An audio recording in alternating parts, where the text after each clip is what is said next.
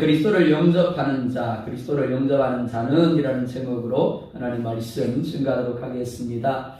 성경은 우리가 예수 그리스도를 믿음으로 구원을 얻는다라고 말씀을 합니다. 특히 로마서 10장을 보면 믿음은 들음으로 말미암고 들음은 그리스도의 말씀으로 말미암는다라고 말씀을 합니다. 자, 한번 물어볼까요? 그렇다면 누구나 하나님의 말씀만 열심히 들으면 믿음을 가질 수 있을까요? 없을까요? 어떤 사람은 있습니다. 어떤 사람은 없습니다. 그럽니다. 그렇죠? 자, 정답은 아닙니다. 예수님이 12제자를 선택하십니다. 그리고 3년 동안 예수님과 함께 생활을 합니다. 예수님이 전하는 은혜로운 말씀을 듣습니다. 얼마나 은혜로웠을까요? 그렇죠? 그리고 예수님이 행하는 수많은 기적들을 봅니다. 뿐만 아니죠. 자신들이 직접 예수님의 이름으로 나아가서 귀신을 쫓아내기도 하고 병든 자를 고치기도 합니다. 자, 이 정도라면 분명히 이들은 믿음이 있어야 맞습니다. 하지만 다른 유다는 은 30냥을 받고 예수님을 대적들에게 팔아 넘겨버립니다. 그리고 양심의 가책을 느끼고 자살을 하게 되어집니다. 뿐만 아닙니다. 다른 제자들도 마찬가지였습니다. 예수님이 붙잡힐 때 그 누구도 예수님과 함께하지 않았습니다. 자기 살겠다고 예수님을 버리고 다 도망해 버렸습니다. 단지 하나님의 말씀을 듣는 것으로 믿음이 생겨난다라면 가룟 유다는 분명히 누구보다 훌륭한 믿음을 가졌어야 옳습니다. 하지만 그렇지 못했죠. 예수님 시대에 예수님을 대적하고 예수님을 못 박은 사람들은 다름 아닌 대제사장과 바리새인과 서기관들이었습니다. 이들은 누구보다 많은 성경적인 지식을 가지고 있었고 누구보다 종교적인 의식에 열심을 가지고 있었습니다. 누구보다 하나님을 그리고 하나님의 뜻을 잘 아는 이들이었습니다. 하지만 이들은 예수님을 믿지 않았습니다.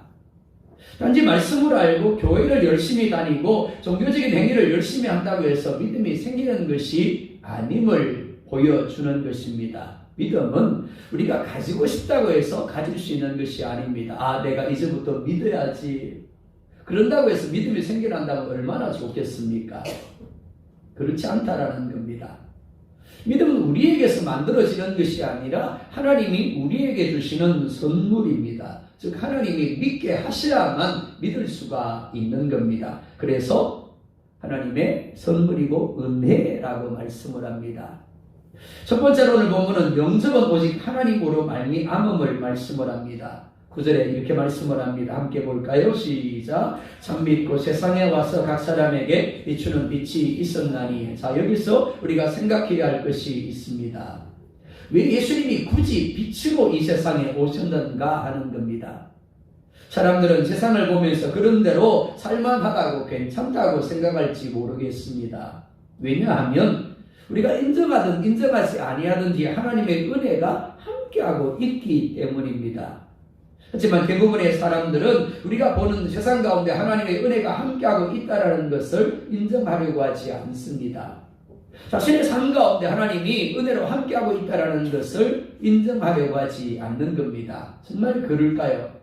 자, 창세기 6장 5절과 6절을 보겠습니다. 시작. 여호와께서 사람의 죄악이 세상에 가득함과 그의 마음으로 생각하는 모든 계획이 항상 악할 뿐임을 보시고 땅 위에 사람 지으셨음을 한탄하사 마음에 근심하시고. 아멘. 자, 두 가지를 이야기하고 있습니다. 첫째, 사람의 죄악이 어땠다고요? 세상에 가득했다라고 말씀하죠. 둘째는요, 그의 마음으로 생각하는 모든 계획이요 항상 악하니라.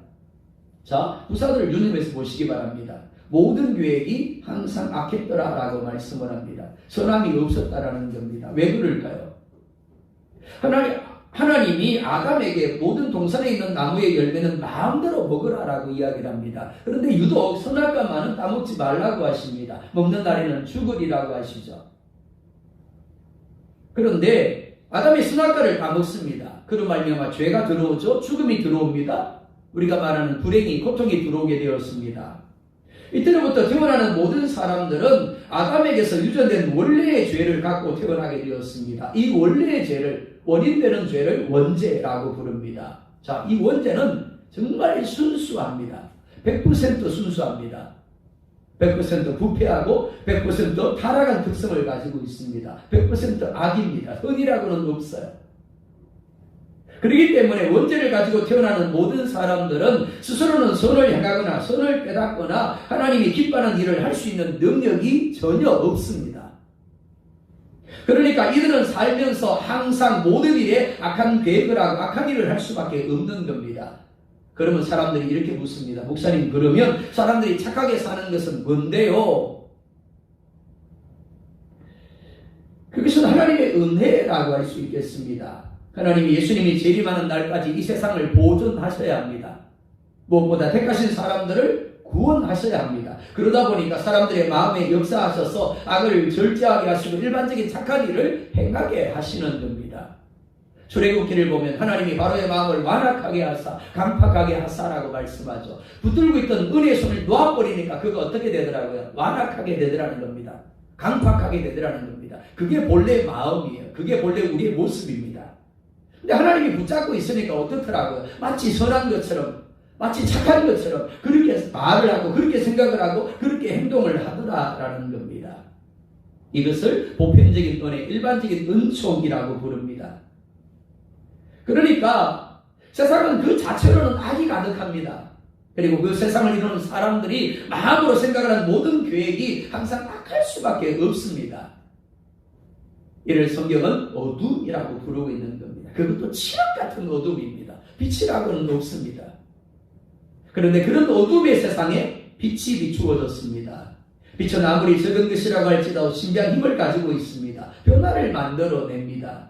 그러니까 빛이 비칠 때 비춤을 받는 대상에 전혀 알지 못하는 일은 결코 있을 수가 없습니다. 그런데 10절 하반절과 11절 하반절 보면 이렇게 말씀하죠. 세상에 그를 알지 못하였고 영접하지 아니하였더라. 알지 못했대요. 영접하지 아니했대요. 어둠에 빛이 비쳤는데 어둠이 빛을 몰랐대요. 받아들이지 않았대요. 그런 일이 일어날 수 있나요? 근데 일어났다라는 겁니다. 그만큼 악했다라는 겁니다. 그만큼 부패하고 그만큼 타락했다라는 거예요. 반면 12절은 영접하는 자, 곧 그 이름을 믿는 자라고 말씀을 합니다. 이 세상에 살아가는 모든 사람을 두 종류로 나누고 있습니다. 첫째, 알지 못하고 영접하지 아니하는 사람이 있다라고 말씀을 합니다. 또 하나는 믿고 영접하는 사람이 있다라고 말씀을 합니다. 자, 그러면 어떻게 이렇게 나뉠 수 있을까요? 어떻게 어떤 사람은 알지 못하고 영접하지 아니하는데 또 어떤 사람은 믿고 영접할 수 있는가 하는 겁니다. 13절에 이렇게 말씀을 합니다. 함께 봅니다. 시작. 이는 혈통으로나 육정으로나 사람의 뜻으로 나지 아니하고 오직 하나님께로부터 난 자들이니라. 자, 스가랴 4장 6절도 봅니다. 시작. 만군의 여호와께서 말씀하시되 이는 힘으로 되지 아니하며 능으로 되지 아니하고 오직 나의 영으로 되느니라. 아멘. 에베소서 2장 8절도 봅니다. 시작. 하나님의 은혜로 여러분은 그리스도를 믿어 구원을 받았습니다. 그것은 여러분의 힘으로 된 것이 아니라 하나님의 선물입니다. 자, 묻습니다. 예수님을 믿습니까? 구원 받으셨습니까? 신중하게 대답 잘 하셔야 됩니다. 예수님을 믿습니까? 구원 받으셨나요? 오늘 내가 이 세상을 떠날지라도 천국에 들어갈 것을 확신하고 있습니까? 아멘. 그런데 묻겠습니다. 어떻게 믿게 되셨어요? 어떻게 구원을 받으셨죠? 열심히 노력하셨습니까? 야, 나는 구원 받아야 돼. 다른 사람은 몰라도 나는 구원 받아야 돼. 그러면서 열심히 노력하셨어요? 애쓰셨어요? 아니면 착한 일을 많이 하셨나요? 자, 우리가 13절과 스가랴 4장 6절과 에베소서 2장 말씀을 읽었습니다. 이 세 말씀은 같은 말씀입니다. 자, 이 말씀의 공통점을 아시겠습니까? 첫째, 이렇게 말씀을 합니다. 사람이 힘과 능력으로는 결코 할 수 없다. 그래서 사람의 뜻으로 나지 아니하고 라고 말씀을 합니다. 즉 아무리 사람이 하나님을 알려고 노력하고 해서도 할 수 없다라는 겁니다. 깨달을 수 없대요. 믿을 수 없대요. 구원받을 수 없대요. 버리수 밑에 가가지고 아무리 너 돈 낼래 맞을래 그래도 안 된다는 거죠. 네, 동굴 속에 들어가서 아무리 눕지 않고 평생 동안 앉아가지고 돌을 닦아도 안 된다는 이야기입니다. 내가 매일같이 선을 행하고 매일같이 착한 일을 해도 된다고요? 안 된다는 거예요. 이는 마치 맹인이 빨간색과 파란색을 구분하려고 애쓰고 노력하는 것과 같습니다. 내가 노력하면 언젠가는 파란색과 빨간색을 구분할 거야. 구분할 수 있을까요? 고민이 좀 필요하신가요? 아니요, 구분할 수가 없습니다. 누군가가 이렇게 이야기를 합니다. 여보세요, 이게요 빨간색이고요, 이게 파란색이에요. 그리고 손을 얹어주는 겁니다. 그러면 그럴 줄 아는 거예요, 그냥. 그죠? 그리고 섞어 놔버리면 또 모르는 겁니다. 그러니까 눈을 떠서 보지 않는 한 이게 빨간색이구나, 이게 파란색이구나 구분할 수가 없는 겁니다. 100%인 거예요. 우리도 마찬가지라는 겁니다. 사람이 애쓰고 노력한다고 하나님을 알고 하나님을 믿고 구원함을 얻을 수 있는 게 아니라는 거예요. 우리에게는 그런 능력이 없습니다. 그런 힘이 없어요. 우리는 오직 어둠일 뿐입니다. 둘째, 이렇게 말씀을 합니다. 혈통이나 가문, 민족으로 되는 것이 아니다라고 말씀을 합니다. 즉 이스라엘이라는 민족에서 태어났기 때문에, 유대인들은 자신들이 아브라함의 후손이기 때문에, 이스라엘 민족 중에서 태어난 사람이기 때문에 자연적으로 구원을 얻는다라고 생각을 했습니다. 하지만 사도 바울을 통해서 그게 아니다, 착각하지 말라고 이야기해요. 오늘 사도 요한도 마찬가지입니다. 혈통으로 구원 얻는 게 아니야. 가문으로 구원을 얻는 게 아니라고 말씀을 합니다. 우리 집이 몇 대 신앙의 가문인데, 태어날 때부터 어머니 뱃속에서 교회를 다녔어요. 어머니 뱃속에서부터 예배를 들었습니다. 말씀을 듣고 기도했습니다. 그런다고 믿음이 생겨나는 게 아니라는 겁니다. 왜 그럴까요? 영의 문제이고 죄의 문제이기 때문입니다. 사람은 스스로는 하나님을 안다거나 하나님이 원하시는 착한 일을 한다거나 혹은 구원을 받는 데 필요한 어떤 일을 할 수 있는 능력이 없습니다. 그것도 조금도 없습니다. 그러니까 이런 사람이 빛 대신 예수님이 오셨는데도 불구하고 알지 못하는 건 당연한 거예요. 영접하지 않는 것이 당연한 겁니다. 전도해 보시잖아요. 나가서 전도하면 어떻던가요? 아멘, 전도하자마자 막 아멘 그러고 빨리 교회 가자고, 내가 예수 믿어야 되겠다고 그러죠. 그죠? 그럼 얼마나 전도하기 좋겠어요. 그죠? 아마 100명에 1명이 그렇게 반응할 겁니다. 나머지 99명은 어떻다고요? 다 노하는 겁니다. 신학교 다닐 때 서울에서 전도를 해보면 참 비참했습니다. 심할 때는 몇백 명씩 그냥 지나갑니다. 전도지 안 받아요. 받고도 그 앞에서 바로 떨어버립니다. 구겨가지고. 왜 그렇다고요? 어둠이기 때문이라는 겁니다. 그게 당연한 거예요. 제 삶은 빛 대신 예수님을 눈앞에 두고 보았습니다. 예수님이 전하는 말씀을 들었죠. 예수님이 행하시는 이적을 보고 또 실제로 자신이 예수님으로 말미암아 능력을 체험하기도 했습니다. 그러니까 깨달아야 맞고 인정해야 맞고 믿어야 맞습니다. 하지만 그들은 단지 잠깐 자신들의 필요와 만족을 위해서 예수님과 함께하며 예수님을 찾았을 뿐 예수님을 창조주로 그리고 자신들의 주인으로 받아들이지 않았습니다. 오히려 빛 대신 예수님을 대적하고 조롱하며 십자가에 못 박아 죽였습니다. 이는 마치 태양이 높이 떠서 비추고 있는데도 불구하고 태양이 없다라고 하는 것과 똑같은 겁니다. 근데 그렇다, 우리의 모습이 그렇다라는 겁니다. 왜냐하면 죄가 그들의 눈을 가리고 죄가 그들의 깨달음을 가리고 있기 때문에 그렇습니다. 공부를 많이 하고 성경 지식을 많이 안다고 해서 이 빛을 볼 수 있고 이 빛을 알 수 있는 것이 아닙니다.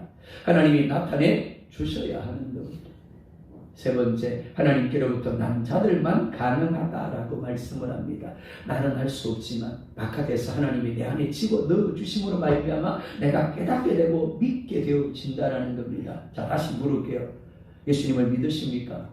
구원받으셨습니까? 어떻게 해요? 하나님이 여러분들 안에 깨닫게 해주신 것, 하나님이 믿게 해주신 겁니다. 그리고 이 일을 하시는 분이 바로 성령님입니다. 성령님이 택함을 받은 이들에게 예수 그리스도를 증거해 주세요. 그리고 깨닫게 해주십니다. 믿게 하시는 겁니다. 그래서 고린도전서 12장 3절 하반절에 이렇게 말씀을 합니다. 또 성령으로 아니하고는 누구든지 예수를 주시라 할 수 있느니라. 네, 여러분들 좋은가 싶어가지고 주시라 할 수 없느니라. 그렇습니다. 성령 하나님 아니고는 그 누구도 예수를 깨달을 수 없고 예수를 믿을 수가 없고 구원함을 누릴 수가 없는 겁니다. 성령 하나님이 누군가에게 이런 감동을 주십니다. 아, 누구에게 전도하고 싶어. 누구에게 말씀을 전해야지. 그리고는 가게 합니다. 그리고 그에게 말씀을 전하게 하세요. 그가 전하는 말씀을, 그가 전하는 복음을 듣고 어떻게 해요? 성령님이 내게 깨닫게 해주시는 겁니다. 그리고 믿게 해주시고 영접하게 하시는 겁니다. 이 성령 하나님의 역사 아니고는 누구도 예수 그리스도를 깨달을 수 없고 믿을 수가 없는 겁니다. 그래서 은혜입니다. 여러분은 이 은혜를 받은 사람임을 믿으시기 바랍니다. 두 번째로 영접은 믿는 것이다 라고 말씀을 합니다. 12절 같이 보겠습니다. 시작. 영접하는 자 곧 그 이름을 믿는 자들에게는 하나님의 자녀가 되는 권세를 주셨으니 아멘. 영접하는 자 곧 그 이름을 믿는 자라고 말씀을 합니다. 즉 영접이 그 이름을 믿는 것임을 말씀을 합니다. 많은 이들이 믿는 것을 오해합니다. 그러니까 당연히 영접하는 것에 대해서도 오해를 합니다. 복음을 전하고 영접 기도를 따라합니다. 하나님 아버지, 내가 죄인입니다. 예수님이 나의 죄를 위하여 십자가에 죽으셨음을 내가 믿습니다. 예수님을 나의 구원자, 나의 창조주로 내 마음에 영접합니다. 내 마음에 오셔서 나를 다스려 주십시오. 이제 하나님을 위하여 예수 그리스도를 위하여 살아가겠습니다. 그리고 예수님의 이름으로 기도합니다. 아멘. 그러죠. 하지만 이것보다 더 중요한 것이 있습니다. 바로 전인격적으로 예수 그리스도를 믿고 그 예수님을 마음에 영접하는 겁니다. 이것이 안 되면 단지 귀신처럼 지식적인 동의에 그쳐버리는 겁니다. 고개는 끄덕이는데 마음은 안 움직여요. 삶은 안 움직이는 겁니다. 머릿속에는 예수님이 있는데 마음에는 예수님이 없어요. 그리고 삶에도 예수님이 보이지 않는 겁니다. 신앙의 핵심은 누가 주인이 되는가 하는 것입니다. 하나님이 아담에게 요구하신 것이 바로 이것입니다. 단지 선악과를 따먹지 말라가 아닙니다. 선악과가 뭔데요? 선악과가 뭔데 그 선악과를 따먹으면 죽는다라고 하나님이 말씀합니까? 그 선악과는 하나님을 하나님으로 주인하는 것의 상징인 겁니다. 그러니까 그 선악과를 따먹지 않으면 어떻게 된다고? 예, 하나님이 나의 주인입니다. 하나님이 나를 살게 하시는 분입니다. 하나님이 나의 생명입니다. 이걸 인정하는 겁니다. 그런데 어떻습니까? 아담은 하나님을 믿지 못했습니다. 말씀을 믿지 못했습니다. 자기 자신을 맡기지 못했습니다. 선악과를 따먹게 되면 지금보다 더 나아질 줄 알았습니다. 더 좋은 삶을 살게 될 줄 알았습니다. 하지만 결과가 어떻습니까? 나아지지 않았어요. 좋아지지 않았어요. 더 심각하게 나빠졌습니다. 하나님이 말씀하신 대로 사망이 들어왔고 사망이 저주와 불행을 친구로 데리고 들어왔습니다. 비참하게 되어진 겁니다. 저는 힘들 때마다 가끔 이 아담을 원망합니다. 죽일로 선악과만 따먹지 않았더라도 우리가 이렇게 힘들지 않았을 텐데, 우리가 이렇게 고통스럽지 않았을 텐데.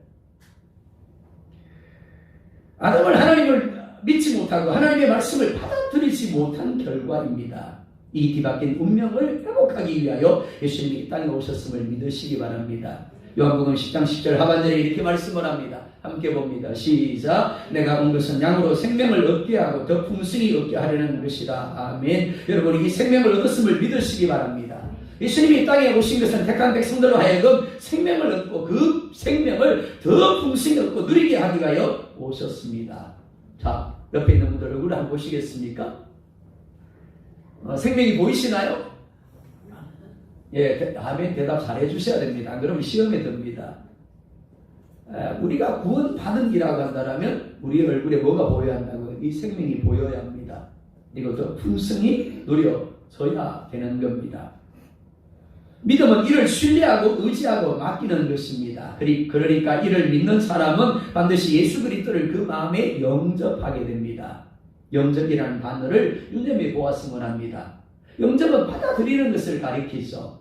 아담은 스스로 하나님과 같이 되기 위하여 하나님을 그 마음에서 내어 쫓았습니다. 그러니까 영접은 예수님을 나를 지으신 분으로, 나를 살아가게 하시는 분으로, 그리고 나를 구원하시는 분으로 신뢰하고 의지하고 맡기는 것을 가리킵니다. 즉 예수님을 나의 생각, 나의 감정, 나의 뜻, 나의 삶의 주인으로 받아들이는 겁니다. 그래서 갈라디아서 2장 20절에 이렇게 말씀을 합니다. 또 같이 봅니다. 시작. 내가 그리스도와 함께 십자가에 못 박혔나니 그런즉 이제는 내가 사는 것이 아니요 오직 내 안에 그리스도께서 사시는 것이라. 이제 내가 육체 가운데 사는 것은 나를 사랑하사 나를 위하여 자기 자신을 버리신 하나님의 아들을 믿는 믿음 안에서 사는 것이라. 아멘. 영접한 자 곧 믿는 이들의 특징을 이렇게 말씀을 합니다. 첫째, 나는 그리스도와 함께 십자가에 어떻게 해요? 그렇죠. 못 박혀 죽었다를 믿는 이들입니다. 정말 내가 믿는다라면, 정말 내가 예수님을 내 마음에 영접했다라면 내가 그리스도와 함께 십자가에 못 박혀 죽었다를 믿어야 되는 거예요. 둘째, 이제는 나는 죽었고 오직 예수님이 내 안에 사심을 믿는 이들입니다. 내 마음에 나는 없습니다. 누가 있다고요? 예수님이요. 정말 그렇습니까? 예수님처럼 생각하십니까? 예수님처럼 말하세요? 예수님의 감정으로 반응하십니까? 예수님처럼 행동하십니까? 그렇게 되어져야 한다라는 겁니다. 자, 그 다음 셋째 뭐라 말씀합니까? 내가 아닌 나를 위하여 자기 자신을 버리신 예수 그리스도를 믿는 믿음으로 산다라고 말씀을 합니다. 어떤 상황, 어떤 환경을 만나든지 예수님을 믿습니다. 그 예수님이 나를 위해 죽으신 것처럼 그 예수님이 모든 것을 합력하여 선을 이룰 것을 믿는 거예요. 그러니까 참을 수 있는 겁니다. 그렇죠? 그러니까 용납할 수 있는 거예요. 그러니까 기다릴 수 있는 겁니다. 그러니까 인내할 수 있는 겁니다. 그렇습니다. 믿는다라는 것은 영접하는 겁니다. 단지 예수님을 믿습니다라고 입으로 고백하고 교회를 출석하는 그 이상의 의미인 겁니다.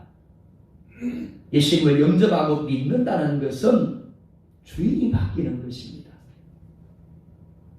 내 마음의 주인이 바뀌는 것이고, 그래서 내 생각이, 내 감정이, 내 뜻이 없어지고 예수님의 생각, 예수님의 감정이, 예수님의 뜻이 내 안에 자리하게 되는 것, 그것이 영접이에요. 그것이 믿는 겁니다. 이 일을 내가 하는 게 아닙니다. 성령님이 하시죠. 우리 한 사람 한 사람은 얼마나 고집이 셉니까? 얼마나 자기 뜻대로 하려고 합니까? 부모는 어찌할 수 없는 존재가 우리 아닙니까? 그렇죠? 네. 가끔 그래요. 제 아내가 내 뱃속으로 난 아이도 아니기 때문에 정말 힘들다고. 목사인 저도 그렇습니다. 그런데 그런 우리를 하나님이 어떻게 해요? 다 꺾어버리시는 겁니다. 꺾어버리고 나는 죽고 예수로 사는 자가 되게 하시는 겁니다. 그래서 예수님이 나타나게 하시죠. 자, 지금 우리의 모습을 한번 볼까요? 실망스러울 때가 많습니다. 그죠? 분명히 내가 구원받았는데, 분명히 내가 예수님을 영접했는데, 분명히 나는 죽고 예수로 살고 있는데, 수시로 누가 올라와요? 내가 올라오죠. 그죠? 내가 다시 살아나는 겁니다. 부활해요. 아직 부활할 때는 안 됐는데. 그래서 실망스럽죠? 아니요. 우리 안에 성령님이 믿게 하신 것처럼 우리를 다듬어 가시고 훈련해 가심을 믿으시기 바랍니다. 우리는 단지 믿게 하신 대로 내가 예수님을 내 마음에 영접했음을 의식하며 나는 죽었습니다라고 고백하며 나는 예수님을 믿는 자입니다라고 고백하며 우리를 위하여 십자가에 죽으신 그 예수님을 바라보면서 따라가기만 하면 되는 거예요. 그럼 누가 하신다고요? 주님이 하시는 겁니다. 그래서 어느 날 우리가 분명히 영광스러운 몸으로 주님 앞에 서게 될 줄 믿습니다.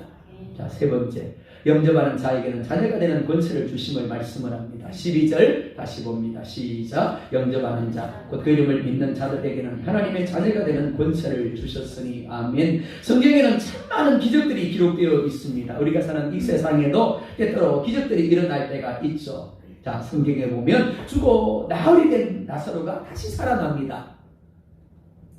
안 놀랍죠? 그죠? 뭐 그 정도야. 나면서부터 안전뱅이였던 사람이 40년 동안 한 번도 걸어보지 못한 사람이 벌떡 일어나서 걸어가며 뛰어가며 하나님을 찬미합니다. 기적이죠. 사람들은 누구나 한 번쯤 이런 기적의 주인공이 되어보기를 원합니다. 자, 질문입니다. 그러면 기적 중에 기적은 무엇일까요? 자, 이렇게 따라하십시다. 내가 기적 중에 기적이다. 그렇습니다.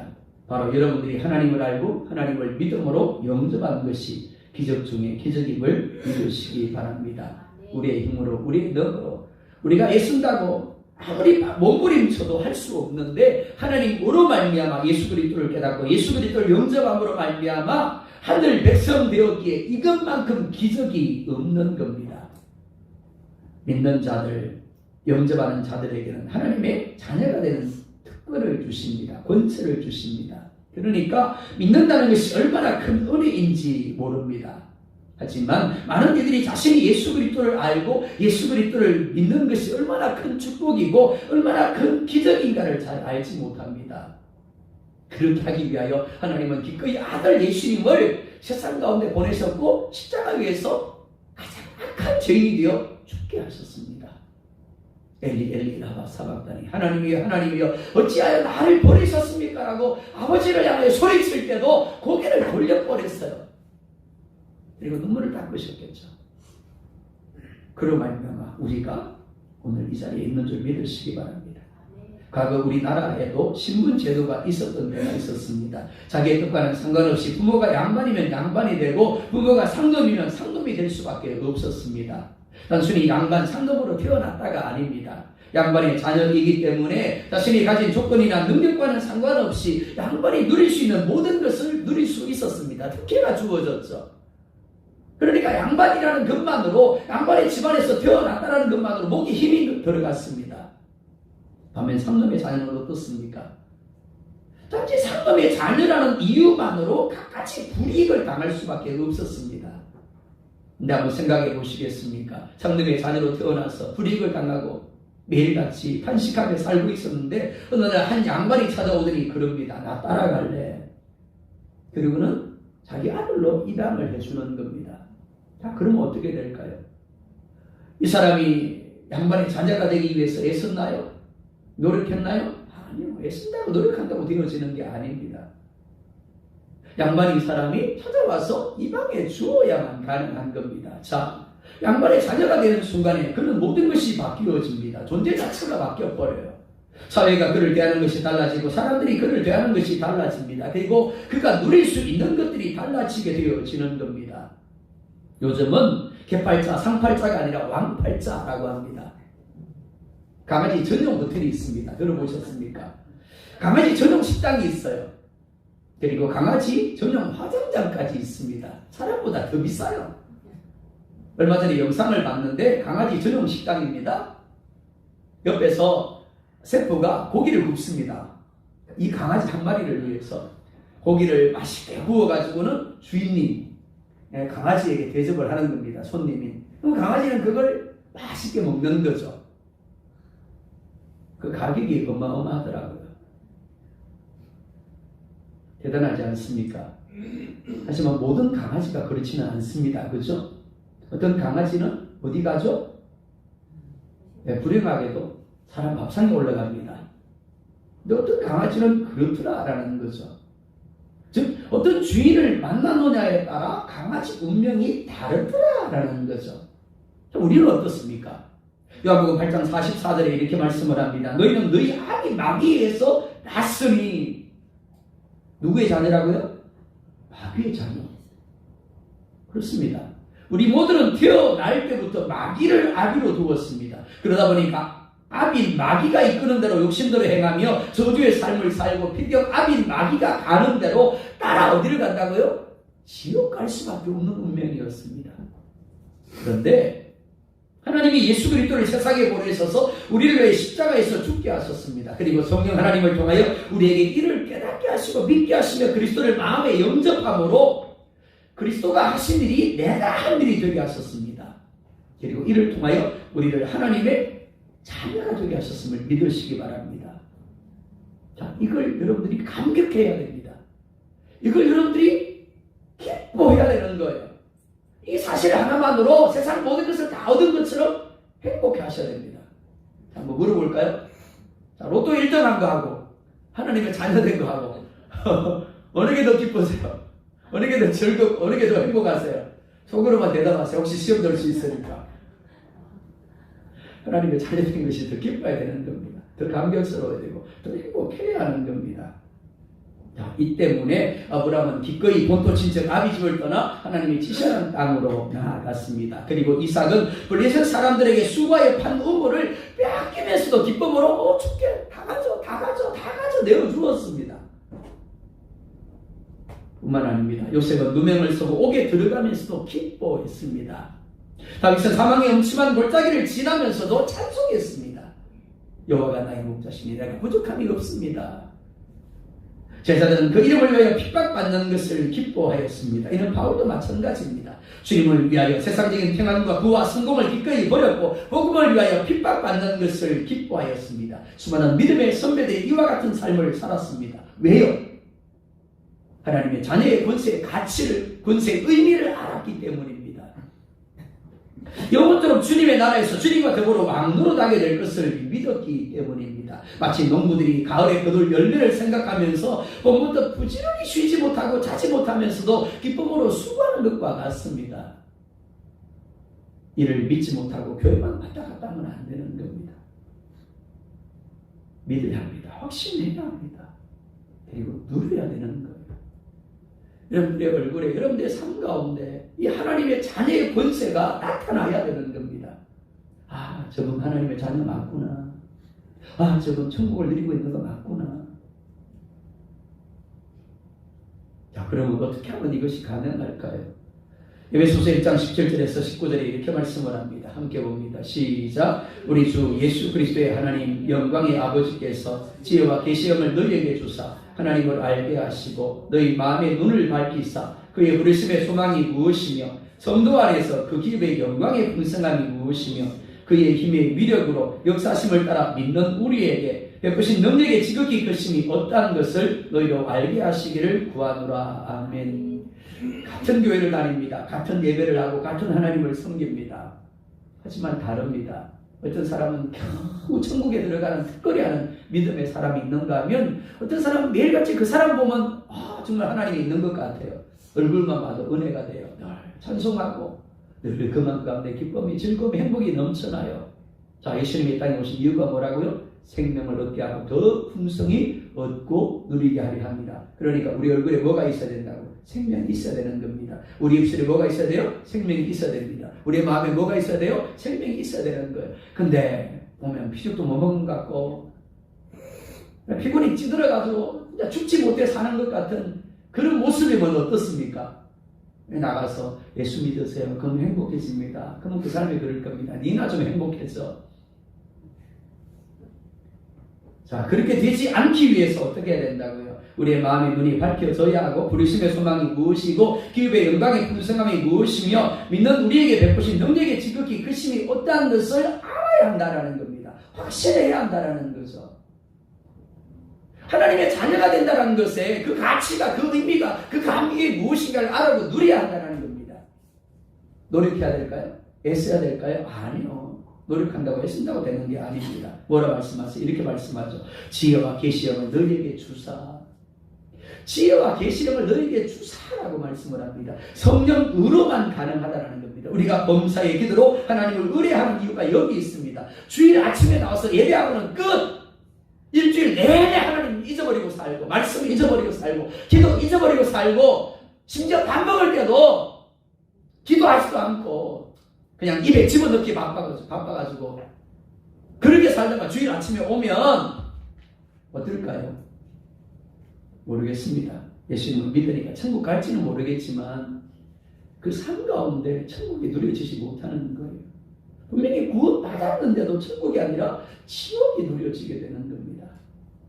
제발 부탁드립니다. 이제 기도하십시다. 기도하면서 성령 하나님 내게 지혜와 계시형으로 임해 주셔서 정말 우리의 마음의 눈이 밝혀지고 부르심의 소망이 무엇이며 기업의 영광의 풍성함이 무엇이며 믿는 우리에게 베푸신 능력의 지극히 크심이 어떠한가를 내가 깨닫고 확실하게 해달라고. 그래서 생명의 풍성함이 날마다 누려지게 해달라고 하나님의 자녀의 권세를 넘치도록 누리며 살아가게 해달라고. 그래서 주가 천국 가는 게 아니라 지금 우리가 살아가는 이 시간 속에서 천국을 누리게 해달라고. 이렇게 기도하고 그렇게 누리는 저희들이 될 수 있게 예수님의 이름으로 축복합니다.